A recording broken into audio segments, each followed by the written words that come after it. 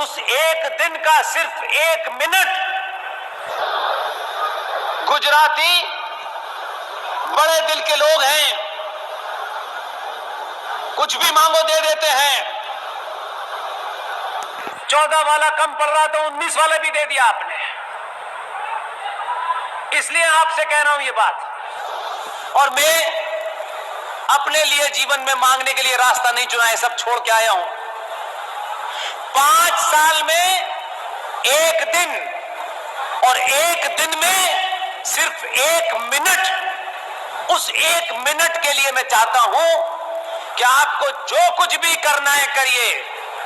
5 साल में जब वो दिन आए, उस दिन में जब वोट देने जा रहे हो तो उस वोट वाला जो 1 मिनट हो, सिर्फ ये सोच के वोट दीजिएगा कि मैं सनातनी हूं। इसके अलावा कुछ मन में मत रखिएगा। तब जाकर के ये लड़ाई जो शुरू हो गई है, किसी चीज की शुरुआत में ज्यादा तकलीफ और ज्यादा दिन लगते हैं। जब वो शुरुआत हो जाती है और चीजें दौड़ने लगती हैं, इस दौड़ को, रफ्तार को कम से कम ऐसे संस्कार अपने परिवारों में दीजिएगा कि ये सिलसिला 1000 साल तक नहीं टूटना चाहिए।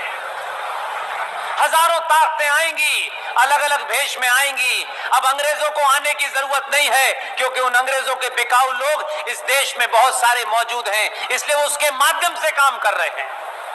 सिर्फ सत्ता का बदलाव ही बदलाव नहीं होता, सत्ताएं बदलती हैं, व्यवस्थाएं परमानेंट रहती हैं। ये लड़ाई व्यवस्था को बदलने की है। इसलिए हमने कई मांगे अपने जीवन में की, और मांग करते वक्त कभी हमने ये गिड़गड़ाए नहीं कि प्रधानमंत्री हमारी बात नहीं सुनता, गृह मंत्री हमारी बात नहीं सुनता। हमने कहा कोई न सुने, इस देश का 95 करोड़ सनातनियों के सामने अपनी बात को रखेंगे और ताकत से रखेंगे। जब आप ये तालियां बजाते हैं, जब इतनी बड़ी गिनती में लोग कैमरे पे देखते हैं, जब ये फिल्म बाहर जाती है, तो वो इसको पता होता है कि अकेला खड़े होकर पुष्पेन नहीं बोल रहा है, आरएसएन अकेले नहीं बोल रहे हैं। ये हजारों, 20-25 हजार परिवार के लोग अगर एक साथ बैठे हैं, और ये इसलिए नहीं आए हैं कि यहां से जाने के बाद रात का खाना मिलेगा, इसलिए नहीं आए हैं, ये खाना छोड़ के आए हैं। लिहाजा यही शक्ति है। इस शक्ति के कारण ही, इस शक्ति से लोग डरे हुए हैं। इसलिए जब हमने ये मांग रखी कि ये जो जनगण है, इस पे सवाल नहीं उठाया, लेकिन इसी जनगण में सिंध है। ये जनगण कब लिखा गया? हमारा भाग्य विधाता कौन था? इसका जवाब कोई नहीं देता। इसलिए हमने उस पर चर्चा नहीं की। हमने जिस चीज पे चर्चा की वो एक ही बात थी कि हमको पता चला कि ये जो भाग्य विधाता था, जिसको भाग्य विधाता बताया जा रहा था, उसकी मूर्ति भारत की सर्वोच्च सत्ता के मार्ग पर, जहां से लोकसभा, राज्यसभा, राष्ट्रपति, प्रधानमंत्री का कार्यालय, उसके सामने एक छतरी बनी हुई थी, उसमें जॉर्ज पंजम, जिसने यहां सत्ता स्थापित की थी, उसकी मूर्ति लगी हुई थी। 68 में वो मूर्ति हटा दी गई। कुछ लोगों ने कहा अब उस मूर्ति में उनको लगा दो, वो जो डंडा लेके घूम रहे थे। विरोध हुआ कि नहीं लगेगी, इसलिए मैंने कहा 2022 को याद रखिएगा। किसी को अंदाजा नहीं था कौन आदमी यहां से जाएगा, कौन दिल्ली से आएगा, कौन कहां से खड़ा होगा। और 2022 में जिस शख्स को, जिस पुरुष को, जिस महापुरुष को इस देश की सत्ताओं ने दबा दिया था, इतिहास में भुला दिया था, उस आदमी के खिलाफ 1958 तक जासूसी कराई जाती थी कि यह आदमी उस वक्त की सत्ता के हस्तांतरण के बाद जो भारत के काले अंग्रेज सत्ता पे बैठे कहीं उनकी पोल न खुल जाए। उस आदमी को तरह तरह के प्रपंच करके कहा गया कि वो 1945 में जहाज में एक दुर्घटना में मारा गया।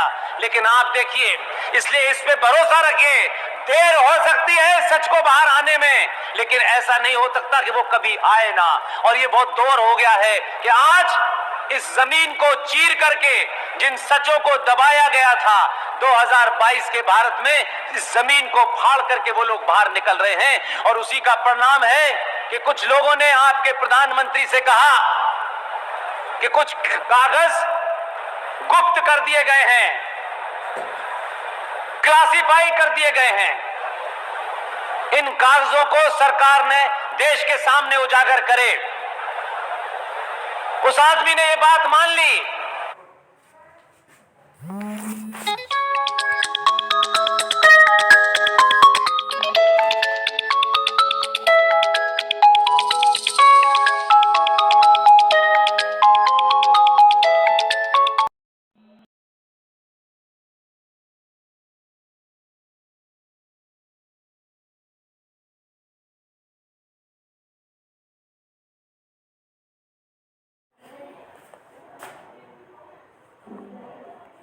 सच को बाहर आने में, लेकिन ऐसा नहीं हो सकता कि वो कभी आए ना।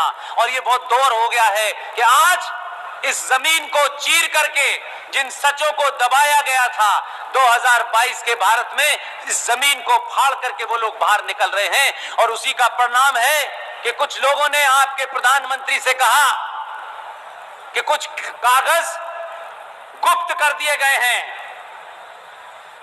क्लासिफाई कर दिए गए हैं। इन कागजों को सरकार ने देश के सामने उजागर करे।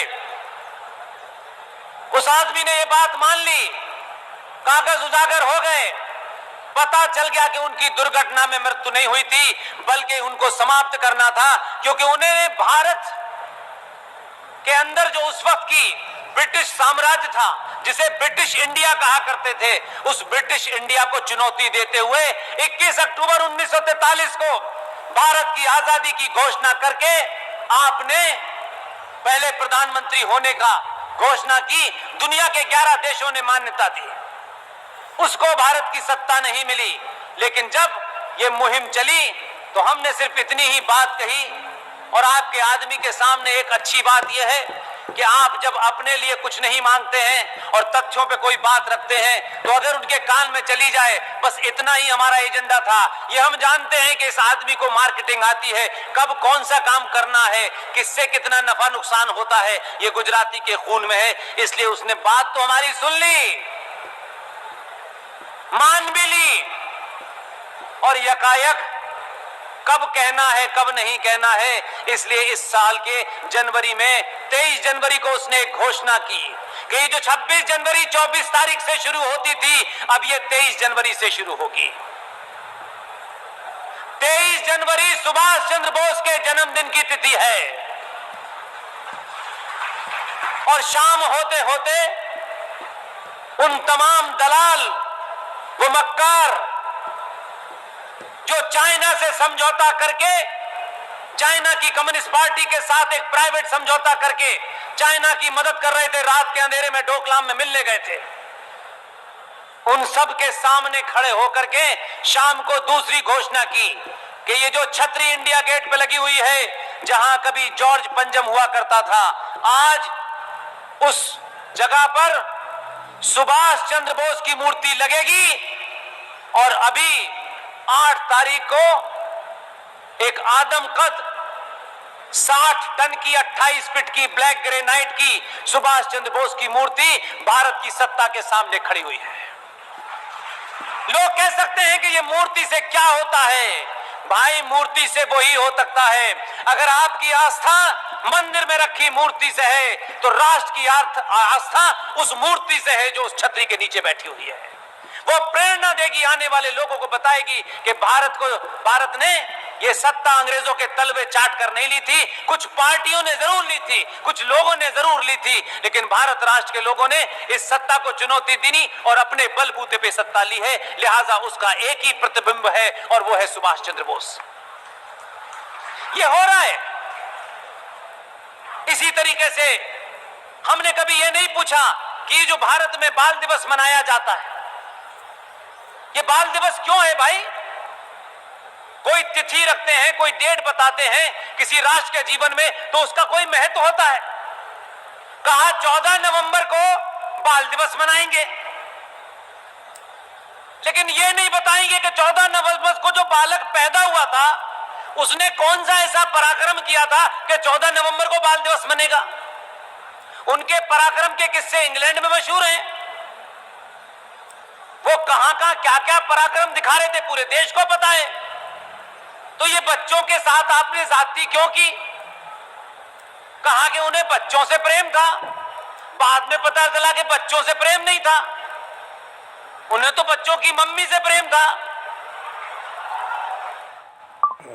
तो जब आप किसी बात को तथ्यों पर रखते हैं तो सत्ता में जिन लोगों को आप बिठाते हैं और जब जीएसटी और सड़क की चिंता नहीं करते, बिजली के पैसे की चिंता नहीं करते, तो तथ्य रखने के बाद हर भाषण में, हर मीटिंग में ये बातें इसलिए नहीं उठाई, इसलिए उठाई कि हम शायद 20, 25, 30 साल, बहुत अगर लोगों को लगता है और बहुत लोगों की दुआएं लगती हैं, तो इससे ज्यादा जीवन नहीं है हमारे पास।